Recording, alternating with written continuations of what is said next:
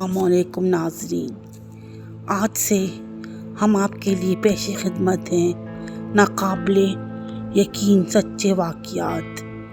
چلیں آج ہم نئی طریقے سے شروع کرتے ہیں ایک نئی سٹوری اور اللہ کے عذاب کے واقعات۔ کبھی کبھار انسان اپنی سرکشی میں اس حد تک بڑھ جاتا ہے کہ وہ خدائی قدرت کو چیلنج کرنے لگتا ہے، مگر کیا واقعی زمین پر بسنے والا کوئی بھی انسان اللہ کے کلام کو للکار سکتا ہے؟ یہ کہانی ترکی کی ایک محفل کی ہے جہاں چند سرکش جرنلوں نے قرآن کی بے حرمتی کی، اسے پاؤں تلے روننے کی جسارت کی اور تکبر میں کہہ اٹھے، کہاں ہے اس قرآن کا محافظ؟ مگر یہ دنیا اللہ کی ہے اور اس کا نظام انصاف ہمیشہ قائم رہے گا۔ اللہ کے عذابات کے واقعے میں ترکی میں قرآن پاک کی توہین کرنے پر عذاب الہی کا اچانک نزول۔ ترکی کے اخبارات میں شائع ہونے والی خبر کی عبرتناک تفصیلات۔ ترکی میں گزشتہ سال اگست میں آنے والے زلزلوں کے حوالے سے 22 ترکی اخبارات میں شائع ہونے والے واقعات انتہائی عبرتناک ہیں۔ تفصیلات کے مطابق ترکی کی بحریہ کے کسی اڈے میں جو ساحل سمندر سے بالکل متصل تھا، رقص و سرور کی ایک مجلس منعقد ہوئی جس کے شرکاء 3000 کے لگ بھگ تھے۔ وہاں ناچنے اور گانے والوں کی ایک بہت بڑی تعداد نے شرکت کی اور شراب و کباب کی محفل جمی۔ ایک فنکشن کے لیے اسرائیل سے خصوصی طور پر یہودی ناچنے اور گانے والی لڑکیاں درآمد کی گئیں جو انتہائی بے حیا تھیں۔ فنکشن میں 30 سے زائد ترکی جنرل شریک تھے۔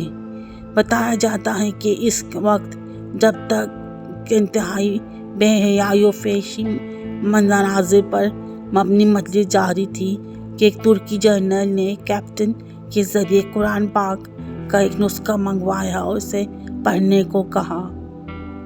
جب اس نے پڑھا تو اس نے اس کی تفسیر پوچھی تو اسے لا علمی کا اظہار کیا۔ اس کے بعد مذکورہ جنرل نے قرآن کریم کے نسخے کو لے لیا اور پڑھ کر ناچتے ہوئے یہودی اور ترکی لڑکیوں کے پاؤں کے نیچے ڈال دیا۔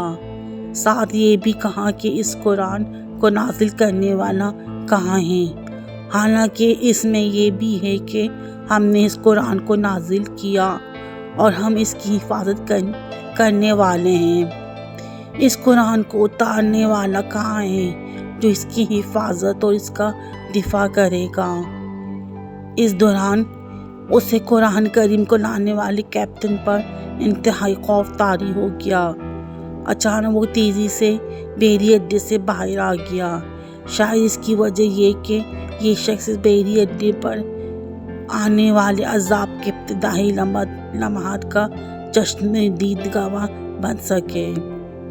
اس کے بعد انتہائی عبرتناک واقعات اور منظر پیش آئے۔ بتایا جاتا ہے کہ ایک خوفناک روشنی نظر آئی جس نے دیکھتے ہی دیکھتے اس پورے علاقے کو اپنی لپیٹ میں لے لیا۔ اس کے بعد سمندر پھٹ پڑا اور اس میں سے آگ کے شعلے بلند ہونے لگے، ساتھ ہی لوگوں کی پھٹنے کی خوفناک آوازیں بھی آنے لگیں۔ اس کے بعد اللہ تعالیٰ نے اس پورے بحری اڈے کو اٹھا کر سمندر کے بیچ سے اٹھنے والی خوفناک لہروں میں پھینک دیا۔ اس کے بعد دوسرے علاقوں کو بھی زلزلے نے اپنی لپیٹ میں لے لیا۔ عجیب بات یہ کہ مذکورہ پروگرام میں شریک ترکی اور امریکی اور اسرائیلی فوجیوں اور ناچنے گانے والیوں کی لاشوں کا کچھ پتہ نہ چل سکا کہ وہ کہاں گئیں۔ تمام تر وسائل کے ہونے کے باوجود اب تک وہ لاشیں سمندر سے باہر نہ آ سکیں۔ قرآن کریم کی بے حرمتی کر کے ان لوگوں نے اللہ تعالیٰ کی غیرت کو للکارا تو اللہ تعالیٰ نے انتقام لے لیا۔ ہے کوئی نصیحت کرنے والا؟ اس واقعے میں اگرچہ حق تعالی نے نہ صرف کل انسانیت کو بلکہ تمام مسلمانوں کو نہایت عبرت آموز سبق دینے کے لیے اپنے زبردست غصے کا اظہار کیا ہے، جس سے پہلی بات ثابت ہوئی یہ قرآن پاک واقعی اللہ کی کتاب ہے اور اللہ ہی کی آسمانی کتاب ہے، کیونکہ اگر یہ اللہ کی چیز اور اس کی آسمانی کتاب نہ ہوتی تو اللہ کو شاید غصہ بھی نہ آتا۔ کیا کسی مصنف یا مؤلف کی کتاب بے حرمتی و بے ادبی کرنے پر اللہ تعالیٰ کو غصہ آیا ہے؟ ظاہر انسانی عقل و شعور کے اعتبار سے غصہ اسی کو آتا ہے جس کی چیز ہے۔ یہ بات نہیں کہ کس چیز کس کی خراب وہ برباد ہو، مگر اس پر غصہ کسی اور کو آئے۔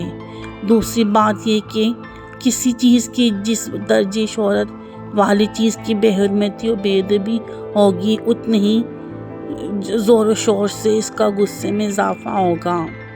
یہاں پر محفل رقص و سرور میں قرآن پاک کی جس کا اس محفل سے کوئی رابطہ، کوئی تعلق، کوئی واسطہ نہ تھا، جس درجے سنگین گستاخی اور بے ادبی کا مظاہرہ کیا گیا تھا، اسی وجہ سے اللہ کے شدید و سنگین غصے نے وہ کام دکھایا کہ ہزاروں رقاصہ و عیاشی کرنے والے انسانوں کی نعشوں کا نام و نشان بھی نہ رہا۔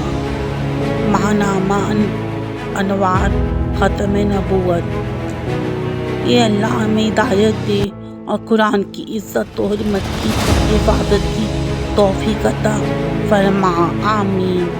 آپ کو یہ سچا واقعہ کیسا لگا ہمیں کمنٹس میں بتائیے، اور ہماری ویڈیو کو لائک شیئر کریں، سبسکرائب کریں۔ شکریہ۔